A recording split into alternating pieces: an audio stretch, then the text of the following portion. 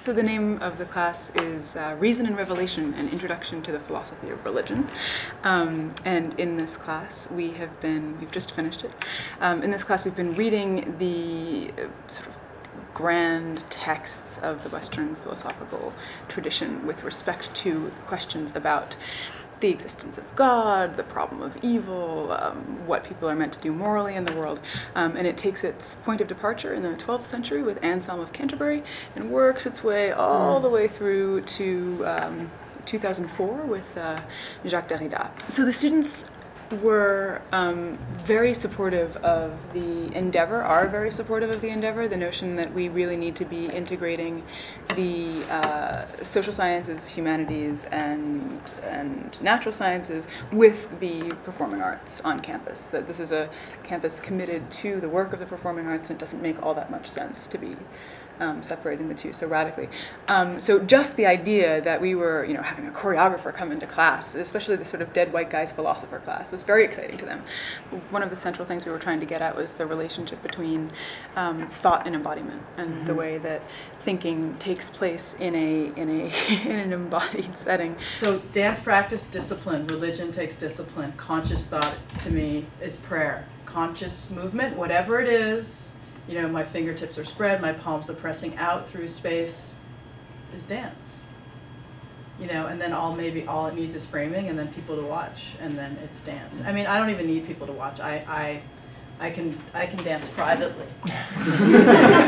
So what we did was an exercise that I call the empathetic crucifix, and we held our arms up like the crucifix as long as we possibly could. You experience fatigue, you experience muscular burning, you experience your mind either focusing on those sensations or getting bored with those sensations. So you have some sort of cognitive wandering going on, and or self-talk. So all of that, it goes under the umbrella, in my mind, of a conscious thought. And how the body is sort of perpetuating and or instigating that thought. In the very end, at 5 minutes, we said stop, and no one had let their arms down. So there was this other principle operating that went unspoken, which was sort of the collective mindset. Nobody wanted to, quote unquote, fail or finish first. So we kind of worked together very unconsciously to sustain this fairly difficult but simple exercise.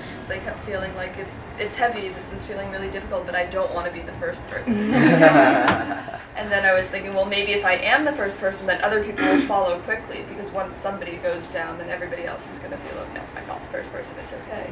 Relations with other people actually strengthens an individual, both mentally and physically, that there are things that communities of people and bodies can do that individual people and bodies can't do on their own. And I think that really drove that home in a really interesting way. Yeah. Because there's something about, and I think something very powerful and powerfully disturbing about Western philosophy's exclusion of the body, pertaining to and directly mapping onto Western philosophy's exclusion of women. For a lot of them, they only really understood what it was we were doing 2 weeks ago when we read the work of Lucy Riquerail, who's a French feminist philosopher.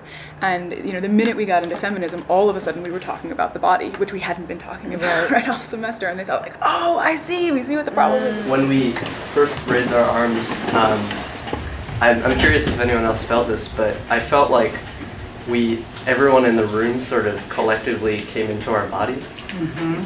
And I really felt this really powerful sort of shared silence. In this leaning towards or straining towards perfection, one of the things that I came to realize was that unity or community was a reflection of that effort.